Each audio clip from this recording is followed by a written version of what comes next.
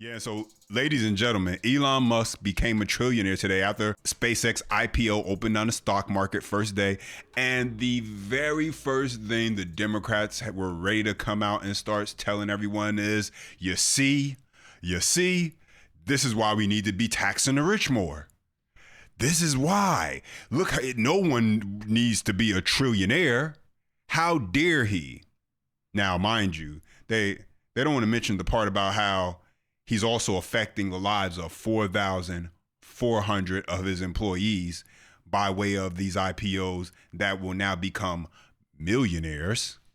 I said millionaires, ladies and gentlemen. And I'm not just talking about the suits and the corner office execs. No, I'm talking about down to literal welders who are going to be able to now have life-changing money. So as always, go ahead and smash that thumbs up button if you are enjoying the content. That's the best way to let me know. For future videos, stay locked in, subscribe to the channel. Let's start right here. All right, everybody. This week, apparently Elon Musk is going to become a trillionaire. That's total bullshit. Nobody should be a trillionaire. Right now, we've got way too much wealth concentrated with the tiniest group of people. And what we need to do is tax the wealth. That's exactly why I've got a bill that does just that. It's time to tax the rich. Elon Musk is officially the world's first trillionaire. Think about that. We're living at a time when more and more people are just hanging on by their fingernails to survive in this economy. And Elon Musk has more money and more wealth than anyone in human history. I want to be clear. This is not just some fluke. It is a feature of a rigged economy. Donald Trump's big, beautiful bill cut healthcare for millions of Americans to give guys like Elon bigger tax breaks. The tax code rewards CEOs for firing workers and replacing them with AI. Loopholes have allowed Jeff Bezos to pay an effective tax rate lower than a Boston public school teacher. And we are left with a country where a handful of billionaires at the top pop champagne in their $300 million yachts, while working people take on even more shifts to try to pay off their student loan debt. The top 1% of U.S. earners now have more wealth than the entire middle class. We need to overhaul our tax code. We need a wealth tax. And it's about time that corporations paid their fair share. Today's marker should be a wake-up call that enough is enough. Time to make change. This would probably be funnier if it wasn't just so freaking disingenuous. That's what makes this so annoying. And so check this out real quick. Elizabeth Warren's estimated net worth is between $8 million and $12 million. She and her husband, Bruce Maine, built this wealth primarily through their long careers as law professors, book royalties, and investments in retirement accounts. Key components of her wealth. Now, this is just a quick Google search. I'm not going to look too deep into her information. It's Elizabeth Warren, but hey, it is Google. Forbes seems to be the source. So you take it how you like. But key components of her wealth: real estate, owns a Cambridge, Massachusetts home, currently worth around $3 million. Retirement funds, holds substantial savings, income and royalties, earns a U.S. senator salary, and has generated significant ongoing royalties from her numerous books. And so she understands the free market economy. She understands exactly how it works. You know, when you create something of value that people want to purchase, then they get to purchase it and you get money for it. What a novel concept. But Elon Musk becoming a trillionaire, that's a step too far for her. And so I want to go ahead and jump into this next part, because while the left is over here freaking out because Elon Musk has become the world's first trillionaire, they're not going to actually talk about the fact that 4,400 of his employees are about to become millionaires because of him, because of the opportunity, the risk they took a long time ago, and is paying off for them today. And that's what people got to understand what success is really about. Investing now, not because it may pay off right away, but investing and putting in the work now in favor of opportunity, in favor of what it could become down the line in the future. And so that brings us to this gentleman right here, ladies and gentlemen, Juan Hernandez. I'm going to tell you about Juan Hernandez, and then we're going to go ahead and jump into this clip. A welder took a $28 an hour job in 2015 at a company he never heard of. On Friday, Juan Hernandez became a millionaire. He spent 10 years building the structures that lifted rockets onto the launch pad. SpaceX paid him partly in stock, the way it paid its cooks, machinists, technicians, and even cafeteria staff. Equity instead of bigger salaries. His $10,000 grant grew into $880,000 at the IPO price. The first day pop carried it past $1 million. He is 42, an immigrant from Mexico, married with 3 kids. Where it goes on to say, he is not the outlier, he is the pattern. 4,400 current and former SpaceX employees became millionaires on Friday. 1 in 5 people who ever badged into the company, about 400, are walking away with $100 million or more. One employee took every cash bonus in stock instead of the money. He's sitting on 50,000 shares worth more than $8 million. And so, check this out.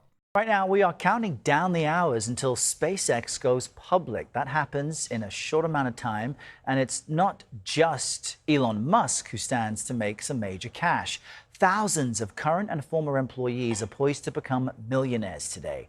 Before the rocket company had 22,000 workers, there was just one working alongside Musk.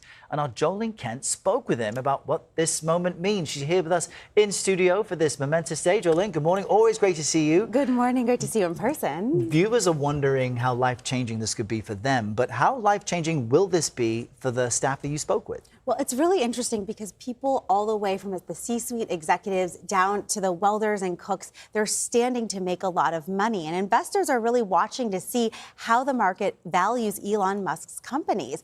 For all of these workers, this moment is expected to pay off in a very big way. And liftoff. From top C-suite executives to welders like Juan Hernandez, many SpaceX workers are expected to become instant millionaires, with SpaceX publicly trading on the NASDAQ. How did you end up with a job at SpaceX? And a friend that I met at another job ended up in SpaceX. And then he called me. I told him, I don't even know what SpaceX is, but let's go, you know? Hernandez says he worked there for 10 years, rising to supervisor, still holding 6,500 shares of SpaceX. How much money do you stand to make in this IPO? That opening is going to be like around, $880,000. $880,000. Yes. As an immigrant, I was always taught just to work hard, do the best I can at what I do. And thanks to SpaceX, you see the light at the end of the tunnel. Do you feel like you've achieved the American dream? Yeah, but there's no reason to stop. The rockets are really hard. We blew up a few engines. Aerospace engineer Tom Mueller was Elon Musk's first SpaceX employee. Now he's the founder of Impulse Space. I met Elon through an amateur rocket club, and he convinced me to do something exciting, which was one of the best decisions I ever made. What was it like in those early days of SpaceX? Pretty crazy, really energized. Elon was able to find talent and really get us super jazzed about doing cool stuff and changing the world.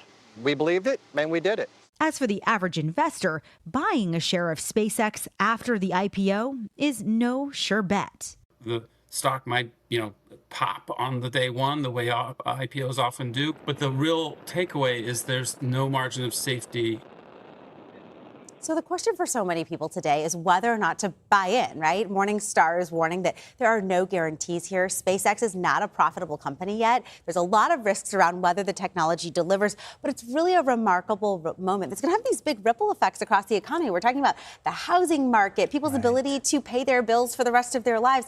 And Juan Hernandez, the welder we met, he says he's teaching his 16-year-old daughter how to invest out of this, and he now works at a different rocket company, Blue Origin, and you better believe when he went over there as a supervisor, he said, don't just pay me a salary, what's the stock plan? Which is a real life-changing lesson as well. Anything else that's standing out to you about this moment today, Julie? I think it's going to be a really historic moment, but there is a lot of risk. If you're thinking about buying into this IPO, you got to know you're going to see that big pop. but there's no guarantees whether it will stay that high. So, go in with a skeptical eye. There you go. That's the second time this hour we've noted the risk, so buyer certainly beware. Jolene, always great to see you. Great to see you. Yeah, so you guys just heard that. And listen, there's a risk always involved in things, especially when the opportunity is so great, right? Now the left would want you to believe that if you just, trust them and, let them take care of everything, that you won't have to worry about any risk because they'll take care of you. They'll tax the rich, then they'll take the money from the rich and they'll take it and do what's right with it. They'll make sure that you can live on a nice, comfortable living income that they determine is comfortable, of course. And so we got a few more messages from Democrats who are highly pissed off. And, Bernie Sanders had to chime in. And so Bernie Sanders, today Elon Musk is a trillionaire, pays the same amount to Social Security as someone making $184,500. If we end the absurdity and lift the cap on taxable income, we can make Social Security relevant for 75 years and expand benefits by $2,400. My Social Security bill does that because, Bernie is all about fighting the oligarchy. I mean, he's been doing it since, 1964 or whenever he joined Congress. I'm not even going to look that up. Bernie Sanders been a career politician, but he's still fighting the evil oligarchy. But then we got Democrat Ro Khanna. Brad, a 5% tax on Elon's trillion net worth would literally pay for free college and trade school for every American. And with that market growth, he still could be worth over $1 trillion. You don't think that's worth it? Now, I don't know how Brad, whoever he's speaking to, is going to answer, but I love how these Democrats just love to make you believe that they can actually run an efficient government. If we can take their money and use it how we want, we'll make everything better because we've shown that, that's very possible. Please give me Exhibit A at least. The left wants you to believe that if you just trust in them and allow them to take from those who have more, then they know what to do with it. They'll take good care of you. I find that very just sickening to listen to, actually. You got Gavin Newsom, governor of California. He decided to speak on it. Americans are struggling to pay for groceries and gas while Elon Musk becomes a trillionaire. When the federal government is for sale, the rich get richer and everyone else gets shafted. The system is rigged. And then someone had to remind Gavin Newsom that his family bought a $9 million mansion. The hypocrisy is sickening. And Zoran Mamdani, he had to chime in. He said, reason number 1 trillion why we should tax the rich. Of course, because if it was up to Zoran Mamdani, he would take and be able to tax the rich and then take that money and create more government grocery stores. Something very interesting that you constantly hear from the left? It's rarely, if ever, about making you more independent. It seems to just strictly be about how can we make you more dependent on government. How can we show that we can take care of you? How can we create more programs that will say that you can take advantage of? Therefore, you're more reliant on us. Just let us keep taxing you more and everything will be under control. They don't want to open up and remove the bureaucracy. They don't want to remove the laws that make it more challenging for you to be able to start those businesses. Removing the red tape that slows down the processes, that allows you to do simple things such as getting licenses depending on what state you in, being able to get permits depending on what state you in. No, they don't want to do that. They just want to talk about how it's so bad that these people are making so much more money than you. They have access to so much more wealth than what you have, and that's just not right. And they want to make it right by taking it from them. And so let's read a little bit more about these SpaceX employees. We already know about the Elon Musk becoming a trillionaire and even his investors who will become billionaires and have opportunity where they're going to make a whole lot of money, obviously. But then there's also the employees, the workers. And so take a listen to this.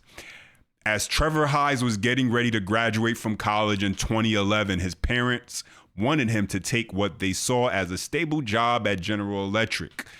But Mr. Hayes had landed an internship at a startup he loved. Against his parents' advice, he stayed for a full-time job at the young company for the next 12 years. That startup was Elon Musk's SpaceX. Today, Mr. Hayes has more than 100,000 SpaceX shares that he earned from his time working there, with the rocket maker expected to go public this week at $135 a share. Mr. Hayes' SpaceX stock is likely worth at least $13.5 million, a sum that has left him in disbelief. The magnitude of this has been ridiculous, said the 37-year-old who worked as a SpaceX launch engineer and considers himself semi-retired. SpaceX's journey to the stock market has been defined by a series of superlatives. It is the biggest ever initial public offering of the most dominant space company by the world's richest man, and it is set to unleash generational wealth if its shares soar in its trading debut at the whopping valuation of $1.77 trillion, 5 times the market capitalization of General Electric. SpaceX's IPO is expected to make a lot of rich people even richer. First on cue is Mr. Musk, 54, who's likely to become the world's first trillionaire. We know that to be true now. His friends, along with Silicon Valley's venture capitalists, private investment firms, and others who put money into the company, are also set to reap billions. But one group will gain life-changing wealth for the first time. SpaceX's current and former employees, ladies and gentlemen. The company has 22,000 employees and hundreds more left over the years. Some were hourly blue-collar workers who toiled at launch sites. Others sat for days straight in once windowless offices at SpaceX's industrial complex. For many, their work is about to pay off big through the stock that was part of their compensation. More than 4,400 current and former SpaceX employees are likely to become millionaires in the IPO, according to an analyst by Hill.com, a San Francisco-based investment platform. Of those, about 400 are expected to earn $100 million or more. With the IPOs, you're usually only going to see the founders become billionaires, said Andrew Benson, the founder and chief executive of Hill.com, which has facilitated the trading of private SpaceX shares.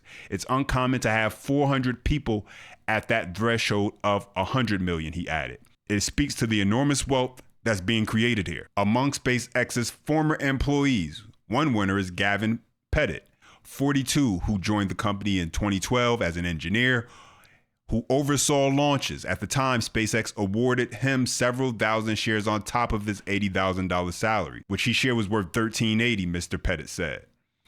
Over the years, Mr. Pettit chose to take his company bonus in more shares. That was considered risky because SpaceX's rockets were unproven and sometimes failed. It was not clear his job would survive, Mr. Pettit said.